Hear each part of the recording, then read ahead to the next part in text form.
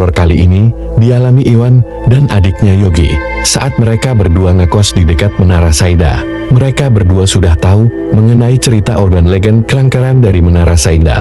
Tapi, karena kosannya terbilang murah, akhirnya mereka memilih untuk tetap ngekos di tempat itu.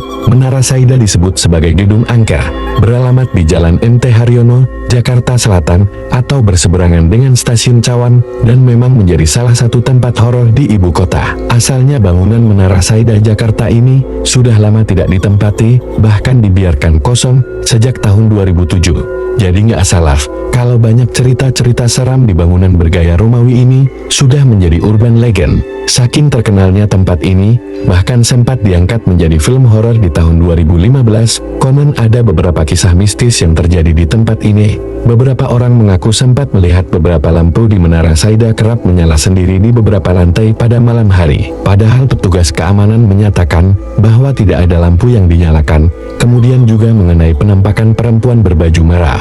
Ada tangisan di basemen, juga menjadi salah satu suara-suara misterius yang terdengar di basemen gedung. Sebelum kosong dan ditinggalkan penyewa, diketahui gedung ini juga mempunyai lift yang geraknya sangat lambat. Oleh karena itu lift gedung ini akhirnya ditunggui oleh sosok makhluk halus. Pengalaman horor yang gak kalah seramnya sudah dialami oleh kakak beradik Iwan dan Yogi saat mereka berdua ngekos di seberang Menara Saida Jakarta. Jadi mereka berdua ini adalah anak rantau dari Jogja, kemudian mereka pindah ke Jakarta. Iwan keterima kerja di daerah Kuningan, sementara adiknya Yogi keterima kuliah di salah satu kampus swasta di Jakarta. Akhirnya mereka berdua nyari kosan lewat situs online. Waktu itu banyak banget pilihan kos-kosan murah dengan harga yang lumayan bersaing. Saat mereka berdua asik nge-scroll layar laptop mereka untuk mencari tempat atau kos-kosan yang murah, akhirnya mereka mendapatkan kos-kosan yang harganya beda banget deh dibandingkan kos-kosan lain, termasuk murah. Karena cuma 1 jutaan ditambah lagi kamarnya luas dan dilengkapi dengan fasilitas AC dan kamar mandi di dalam. Awalnya Iwan juga sempat khawatir, takutnya ini cuma penipuan. Tapi kata Yogi, ya dicoba aja dulu, coba dihubungin. Akhirnya mereka menghubungi pemilik kosannya. Si pemilik kosan merespon dengan baik, dan katanya kos-kosan ini masih ada kamar yang kosong. Lokasinya persis di dekat Menara Saida. Awalnya Iwan udah ngerasa gak enak, takutnya ada apa-apa dengan kosan itu. Ditambah lagi lokasinya yang dekat dengan Menara Saida. Mereka berdua udah tahu kalau menara itu angker banget. Tapi karena mereka berdua tergoda dengan harga kamar yang murah, akhirnya mereka tetap memilih untuk ngekos di tempat itu. Nah, singkat cerita, Iwan dan Yogi akhirnya survei ke kosan itu, dan benar aja, tempat dan suasananya enak banget. Kosannya luas dan dekat ke akses jalan raya. Ada 6 kamar di kosan itu, dan semuanya masih kosong. Iwan dan Yogi memilih kamar warna, kamar paling belakang. Hari itu juga mereka membayar lunas untuk 1 bulan kosan itu, dan langsung bertemu dengan pemilik kosannya bernama Bulia. Sosok Bulia ini termasuk orang yang ramah, tapi penampilannya unik, seperti orang-orang Jawa Tempur dulu. Rambutnya dikonde, menggunakan kebaya, terus memakai pakaian batik warna coklat. Malam pertama tinggal di kosan Bulia, gak ada hal yang aneh sih yang terjadi. Iwan dan Yogi asik main game sampai larut malam. Gak terasa akhirnya mereka berdua ketiduran, dan persis tengah malam, tiba-tiba aja ada suara ketokan di pintu kamar kos. Iwan yang terbangun heran, siapa tamu malam-malam begini?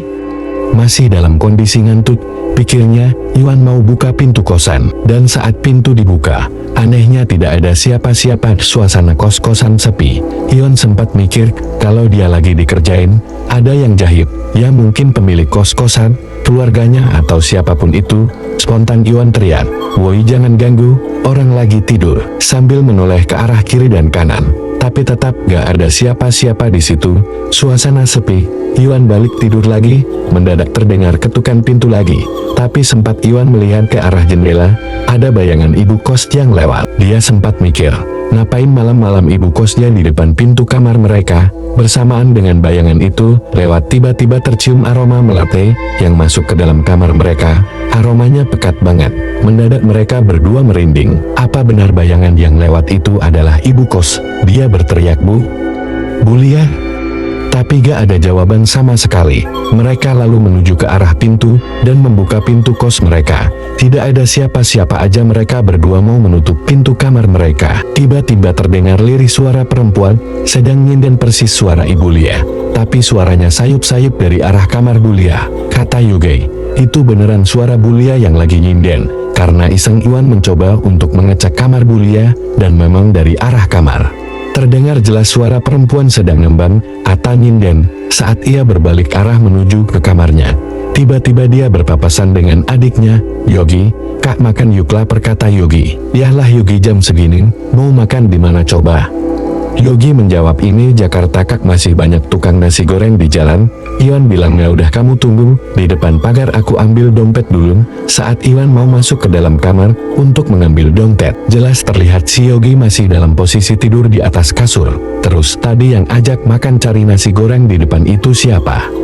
Iwan langsung menutup pintu kosannya. Sialnya, suara orang yang mirip si Yogi itu masih memanggil-manggil dari arah luar kamar. "Kak, ayo cari makan," keluar sambil ketukin pintu. Buru-buru Iwan bangunin Yogi. Yogi masih dalam kondisi ngantuk sempat kebingungan. Iwan bilang, "Ada yang mirip kamu di luar, ajakin makan." Sosok astral yang wujudnya persis dengan Yogi. Yogi yang mendengarkan pengalaman horor yang dialami Iwan cuma bisa ketakutan. Gak lama kemudian suara ketukan itu berhenti dengan sendirinya.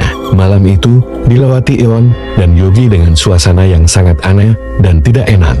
Tapi mereka berdua mencoba untuk tetap tidur, dan keesokan harinya ada seorang lelaki muda yang mendatangi kos-kosan itu. Ternyata dia adalah anak yang punya kosan, namanya Mas Ferry. Dia tinggal di Tangerang. Jadi heran, kenapa kosan ini ada isi? "Kenapa kalian ngekos di sini?" "Disuruh siapa?" kata Mas Ferry. Iwan menjawab, "Saya ketemu sama Bulia dan saya ngekos 1 bulan di tempat ini." "Ibu, jangan ngaco kalian. Ibu saya tuh 3 hari lalu meninggal. Ini saya datang baru mau mengurus pemakamannya. Rumah ini juga mau dijual, jadi saya tidak akan menerima lagi orang untuk kos di tempat ini." Saat Iwan Yogi mendengar cerita dari Mas Ferry, mereka berdua shock. Berarti dari kemarin mereka bertransaksi dengan sosok astral yang persis dengan Ibu Lia. Gangguan-gangguan astral mereka alami semalam itu adalah sosok-sosok astral yang bisa jadi berasal dari Menara Saida. Hari itu juga Iwan dan Yogi putuskan untuk pergi dari kosan itu dan mencari kosan lain. Buat kalian semua, hati-hati kalau mau ngekos. Cek dulu dengan teliti karena kita gak pernah tahu apakah kosan itu berhantu atau enggak.